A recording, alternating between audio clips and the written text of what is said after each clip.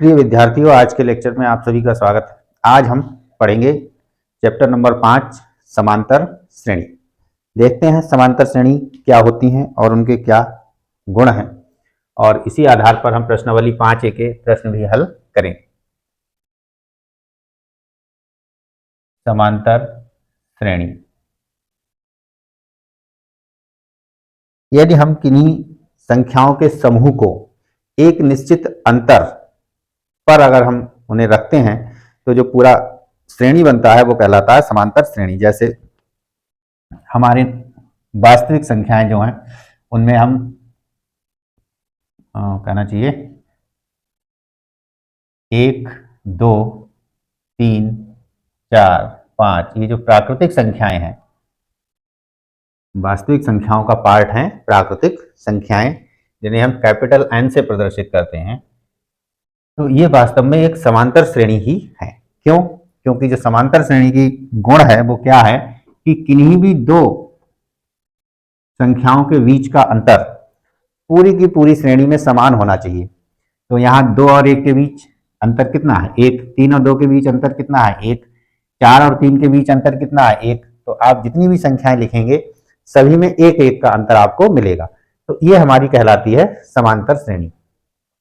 इसी तरीके से यदि हम सम संख्याएं लें, क्रम से सारी सम संख्याओं के समूह को लें तो सम संख्याओं का समूह क्या बनेगा? 2, 4, 6, 8, 10, 12, 14 और अनंत।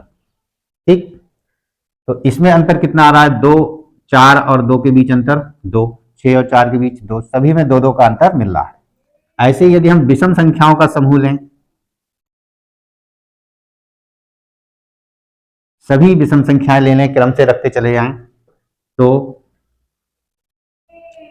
1, 3, 5, 7, 9, 11 और अनंत तक।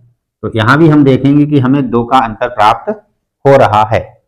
तो इस तरीके से इन 3 उदाहरणों से आपको समझ में आया होगा, यदि किसी श्रेणी के अंदर सभी किन्हीं दो संख्याओं के बीच अंतर समान आ रहा है तो वह श्रेणियां कहलाती हैं समांतर श्रेणियां। और इस समान अंतर को हम समांतर श्रेणी में कहते हैं सार्व अंतर। जो समान अंतर हमारा सभी श्रेणियों में मिल रहा है, इसको हम नाम देते हैं सार्व अंतर। ठीक, और यहां प्रदर्शित करते हैं इसे स्मॉल d से। ठीक, और यहां पर जो प्रथम पद है, श्रेणी का प्रथम पद, श्रेणी का प्रथम पद, उसको हम प्रदर्शित करते हैं स्मॉल a से। अब इसमें प्राकृतिक संख्याओं में प्रथम पद 1, सम संख्याओं में प्रथम पद 2 और विषम संख्याओं में प्रथम पद 1। ठीक, तो इस तरीके से हम ये प्रथम पद और सार्व अंतर को पहचान लेते हैं और श्रेणी को पहचान लेते हैं कि समांतर श्रेणी हमारी यह है। बस इन्हीं बातों पर आधारित है आपकी प्रश्नावली 5A। देखते हैं प्रश्नावली 5A के कुछ प्रश्न। प्रश्न देखने से पहले यदि हम अपनी सार्वंतर समांतर श्रेणी को प्रथम पद A और सार्वंतर D के पदों में लिखना चाहें तो देखें क्या होगी। यदि प्रथम पद A है और सार्वंतर D है तो अगला पद हमें क्या मिलेगा? A plus D। A plus D में अगले पद में D का अंतर होगा तो अगला पद क्या हो जाएगा? A plus 2D। इसी तरीके से अगला पद A plus 3D, A plus 4D और अनंत तक ये बनती जाएगी। इसे हम कह सकते हैं समांतर श्रेणी। यानी ये एक तरीके से जनरल श्रेणी हो गई। समांतर श्रेणी आपकी इस प्रकार की होगी। प्रथम पद है, द्वितीय पद में से प्रथम पद को घटाएंगे, A प्लस D में से A घटाएंगे तो D बचेगा।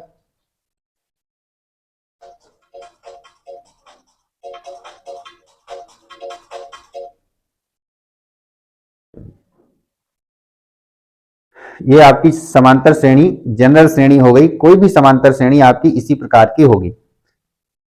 A प्लस 2D में से A प्लस D को घटाएंगे तो D बचेगा। A प्लस 3D में से A प्लस 2D घटाएंगे तब भी D बचेगा। यानी सभी क्रमागत पदों के बीच में हमेशा D का अंतर आपको मिल रहा है। तो इस श्रेणी को थोड़ा दिमाग में रखेंगे कि ये हमारी समांतर श्रेणी का जनरल रूप है। ठीक, अब देखते हैं प्रश्नावली 5A के प्रश्न। ये है आपके सामने प्रश्नावली 5A का पहला प्रश्न, प्रथम पद और सार्वंतर लिखिए। आपको श्रेणियां दी हुई हैं, इन श्रेणियों में से आपको प्रथम पद और सार्वंतर छांटना है। तो प्रथम पद में कोई दिक्कत ही नहीं होनी चाहिए। श्रेणी का जो पहला पद है वही आपका प्रथम पद है, जिसे हमने ए से प्रदर्शित किया था। तो यहां हल देखते हैं। फर्स्ट पार्ट का प्रथम पद कितना हो जाएगा, ये 3 हो जाएगा। और सार्वंतर, दो पदों के बीच का अंतर होता है, तो 1 में से 3 घटा लीजिए, तो 1 माइनस 3, बाद वाले पद से पहला पद घटाते हैं, तो 1 माइनस 3 कितना आ गया, -2। तो सार्वंतर क्या है, -2। अब यहां से यहां देखेंगे, -1 में से 1 घटाएंगे तो -1 तब भी -2 ही आएगा। इसी तरीके से सेकेंड पार्ट देख लेते हैं हम। इधर प्रथम पद a बराबर हो गया -5 और सार्वंतर d, दूसरे पद से पहला पद घटाएंगे, इसे आप लिख सकते हो a2 माइनस a1। a1 पहला पद, a2 दूसरा पद, a3 तीसरा पद, इस तरीके से भी लिख सकते हैं। तो a2 माइनस a1, तो a2 है -1 और a1 का मतलब पहला पद ये है -5, तो इस तरीके से लगाएंगे, -1 और माइनस माइनस +5, तो +5 और -1 प्लस के 4, तो ये आपका आ गया सार्वंतर डी।